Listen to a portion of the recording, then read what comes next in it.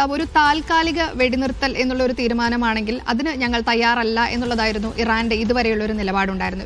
ഒരു പൂർണ്ണ യുദ്ധവിരാമമാണെങ്കിൽ അതിന് മാത്രമേ തങ്ങൾ വഴങ്ങൂ എന്നുള്ളൊരു നിലപാടെടുത്ത അതൊരു കടുത്ത നിലപാടായി തുടർന്നിരുന്ന അമേരിക്കയുടെ ഏത് നീക്കത്തെയും രാജ്യം ഒട്ടാകെ മുഴുവൻ ജനങ്ങളും അത് നേരിടുമെന്ന് ഉറച്ച് നിന്നിരുന്ന ഇറാൻ ഇപ്പോൾ ഒരു 2 ആഴ്ചത്തേക്കുള്ള ഒരു വെടിനിർത്തൽ ധാരണയ്ക്ക് കൂടെ സമ്മതിക്കുകയാണ്. അങ്ങനെയെങ്കിൽ അവർ മുന്നോട്ട് വെക്കുന്ന ധാരണകൾ അല്ലെങ്കിൽ ഉപാധികൾ എന്തെല്ലാമാണ്?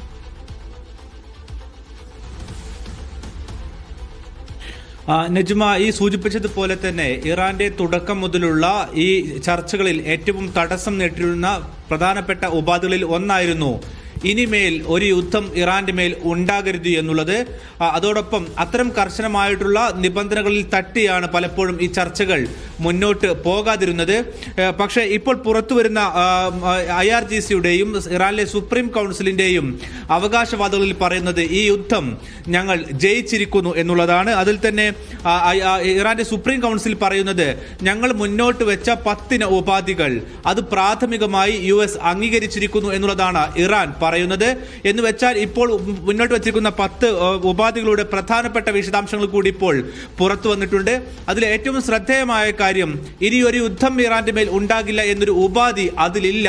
പകരം ഇറാന് സാമ്പത്തികമായി നേട്ടമുണ്ടാകുന്ന ഒട്ടേറെ ഉപാധികൾ വെച്ചുകൊണ്ടാണ് ഈ യുദ്ധത്തിൽ പ്രാഥമികമായ ഒരു വെടിനിർത്തലിലേക്ക് ഇപ്പോൾ പോകുന്നത്. അതിൽ ഏറ്റവും പ്രധാനപ്പെട്ടത് ഹോർമൂസ് കടലിടുക്ക്, അതായത് യുദ്ധത്തിന് മുന്നേ സ്വതന്ത്രമായി തുറന്നു കിടന്നിരുന്ന ഹോർമൂസിന് മുകളിൽ ഇറാന് മേൽ അധികാരമുണ്ടാകും. എന്ന് വെച്ചാൽ അതുവഴി പോകുന്ന കപ്പലുകൾ തങ്ങൾക്ക് ചുങ്കം തരേണ്ടി വരുമെന്നുള്ള ഉപാധി ഇപ്പോൾ അവർ മുന്നോട്ട് വെക്കുകയാണ്, ഇറാൻ മുന്നോട്ട് വെക്കുകയാണ്. അത് പ്രാഥമികമായി US അംഗീകരിച്ചിട്ടുണ്ട്. പക്ഷേ ഇതിന്മേൽ ചർച്ച ഈ വെള്ളിയാഴ്ച നടക്കും.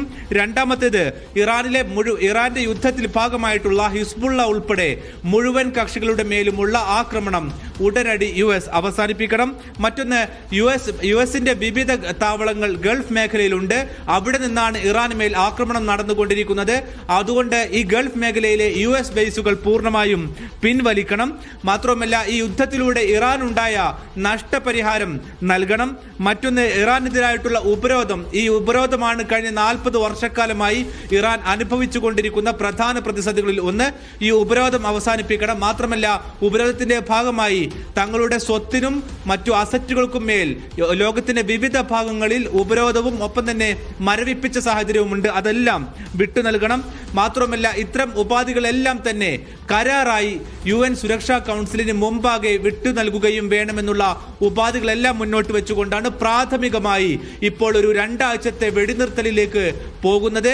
എന്ന് വെച്ചാൽ ഇറാന്റെ ഈ ഉപാധികൾ പ്രാഥമികമായി അംഗീകരിക്കുക എന്ന് വെച്ചാൽ അതൊരു പക്ഷേ USന്റെ തോൽവിയായി തന്നെ അംഗീകരിക്കേണ്ടി വരും. പ്രധാനമായിട്ടും രണ്ടു കൂട്ടർക്കും ഒരുപോലെ നേട്ടമുണ്ടാകുന്ന കരാറാണ് ഇതെന്നുള്ളതാണ് ട്രംപ് അല്പം മുമ്പ് ട്വീറ്റ് ചെയ്തതിൽ അദ്ദേഹത്തിന്റെ ട്രൂത്ത് സോഷ്യലിൽ വെച്ച് അദ്ദേഹത്തിന്റെ പോസ്റ്റ് വഴി അദ്ദേഹം പറയുന്നത്. എന്ന് വെച്ചാൽ ഇറാൻ മുന്നോട്ട് വെച്ച ഉപാധികൾ പ്രാഥമികമായി അംഗീകരിച്ചുകൊണ്ടാണ് ഈ യുദ്ധവിരാമത്തിലേക്ക് പോകുന്നത്. അതുകൊണ്ട് തന്നെ ഇറാനെ സംബന്ധിച്ചിടത്തോളം അത് വിജയമായി അവകാശപ്പെടാം. ട്രംപിനെ സംബന്ധിച്ചിടത്തോളം തങ്ങളുടെ ഭീഷണിക്ക് മുന്നിൽ, അതായത് പുലർച്ചെ 3 മണിക്ക് മുന്നോടിയായി കരാറിലേക്ക് എത്തിയില്ലെങ്കിൽ ആക്രമണം നടത്തുമെന്നുള്ള ഒരു അവകാശവാദത്തിന് പുറത്താണ് ഈ യുദ്ധം അവസാനിപ്പിച്ചതെന്ന് ട്രംപിനും അവകാശപ്പെടാം. കഴിഞ്ഞ വർഷം നടന്ന 12 ദിന യുദ്ധത്തിലേതിന് സമാനമായ രീതിയിൽ തന്നെ ഇപ്പോഴും യുദ്ധലക്ഷ്യങ്ങൾ പൂർണ്ണമായും നേടാനാകാതെ US പിൻവാങ്ങുന്നു എന്ന് പറയേണ്ടി വരും. പ്രധാനമായും അവർ പറഞ്ഞിരുന്നത് തങ്ങൾ നിശ്ചയിക്കുന്ന ഒരു ഭരണാധികാരി ഇറാനിൽ വരുമെന്നായിരുന്നു. അതുണ്ടായിട്ടില്ല. എന്ന് മാത്രമല്ല ജനങ്ങൾ ഒന്നടങ്കം ഇന്നലെ തെഹ്റാനിൽ ഇറങ്ങിക്കൊണ്ട് മനുഷ്യച്ചങ്ങല തീർത്തുകൊണ്ട് ഞങ്ങൾക്ക് നേരെ ബോംബ് വർഷിക്കുകയാണെങ്കിൽ നേരിടാൻ ഞങ്ങൾ തയ്യാറാണ് എന്ന് അവസാന നിമിഷം വരെ പറയുന്നു. ഇതിനിടയിൽ ഗൾഫ് രാജ്യങ്ങളുടെ ഇടപെടൽ ഉണ്ടാകുന്നു. പാക് പ്രധാനമന്ത്രി ഈ രാജ്യങ്ങളുമായി അവസാന ഘട്ടത്തിൽ പ്രത്യേകിച്ച് സൗദി അറേബ്യ, ഖത്തർ, ഒമാൻ ഉൾപ്പെടെയുള്ള രാജ്യങ്ങളുമായി സംസാരിക്കുന്നു. അതിന്റെ അടിസ്ഥാനത്തിൽ US മുമ്പിലേക്ക് നിർദ്ദേശം വെക്കുന്നു. ഈ നിർദ്ദേശം വീണ്ടും തിരുത്താൻ വേണ്ടി US ആവശ്യപ്പെടുന്നു. അതിനുശേഷം മുന്നോട്ട് വെച്ച ഈ 10 ഉപാധികൾ പ്രാഥമികമായി അംഗീകരിച്ചുകൊണ്ടാണ് ഈ യുദ്ധവിരാമത്തിലേക്ക് താൽക്കാലികമായി എത്തുന്നത്. ഇനിയിപ്പോൾ നടക്കാനിരിക്കുന്നത് ഇറാൻ മുന്നോട്ട് വെച്ച ഈ കാര്യങ്ങളിൽ ഇത് പൂർണ്ണമായും US സ്വീകരിക്കാൻ ഇടയില്ല. പക്ഷേ വെള്ളിയാഴ്ച നടക്കുന്ന പാകിസ്ഥാനിൽ വെച്ചുള്ള ചർച്ചയിൽ സ്വാഭാവികമായിട്ടും ഇത് ചർച്ചയ്ക്ക് വരും. അതിൽ സ്വീകരിക്കാവുന്ന ഉപാധികൾ സ്വീകരിച്ചുകൊണ്ടായിരിക്കും സമ്പൂർണ്ണമായിട്ടുള്ള ഒരു യുദ്ധവിരാമ കരാറിലേക്ക് പോവുക. ഏതായിരുന്നാലും ഒരു കാര്യം ഉറപ്പാണ്, യുദ്ധത്തിന് മുന്നേ തുറന്നു കിടന്നിരുന്ന ഹോർമോസ് മേഖലയിലേക്ക് ഇറാന് നിയന്ത്രണം നൽകുവാനുള്ള നീക്കം കൂടിയാണ് ഇപ്പോൾ നടന്നുകൊണ്ടിരിക്കുന്നത്. എന്ന് വെച്ചാൽ കപ്പലുകൾ സ്വാഭാവികമായിട്ടും ഇറാന് സാമ്പത്തികമായിട്ടുള്ള ചുങ്കം നൽകേണ്ടി വരും. അത് ഇറാനെ സംബന്ധിച്ചിടത്തോളം അവർക്ക് ഇതുവരെ ഉണ്ടായ നഷ്ടം നികത്തുവാനുള്ള ഒരു ഉപാധിയായി മാറും. നേരത്തെ തുറന്നു കിടന്നിരുന്ന ഹോർമോസ് യുദ്ധത്തിലൂടെ ഒരു ചുങ്കപ്പിരിവ് കേന്ദ്രമാക്കി മാറ്റി എന്നുള്ളതാണ് ഏറ്റവും ദൗർഭാഗ്യകരമായി യുഎസിന് ഈ യുദ്ധത്തിൽ സംഭവിച്ചത്. മറുവശത്ത് വൻതോതിൽ നാശനഷ്ടങ്ങൾ ഇസ്രായേലിനകത്തും ഇറാനകത്തും ഒപ്പം തന്നെ മേഖലയിലെ ഗൾഫ് മേഖലയിൽ ഒന്നാകെയുള്ള യുഎസിന്റെ കേന്ദ്രങ്ങളിലടക്കം ഉണ്ടായിട്ടുണ്ട്. അത് ഈ യുദ്ധത്തിലെ ഏറ്റവും നിർണായകമായ വഴിത്തിരിവ് എന്ന് പറയേണ്ടി വരും. കാരണം ഈ മേഖലയിൽ ഒന്നടങ്കമുള്ള യുഎസ് കേന്ദ്രങ്ങളിലേക്കുണ്ടായ ആക്രമണം ബില്യൺ കണക്കിന് ഡോളറിന്റെ നാശനഷ്ടമാണ് യുഎസിനുണ്ടാക്കിയത്.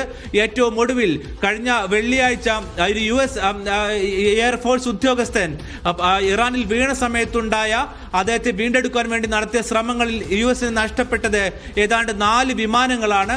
ഇതിന് പുറമെ ഇറാന്റെ ആക്രമണങ്ങളിൽ ഇന്ന് പുലർച്ചെ വരെയുള്ള ആക്രമണങ്ങളിൽ യുഎസ് ബേസുകളിൽ കാര്യമായ നാശനഷ്ടവും ഉണ്ടായിട്ടുണ്ട്.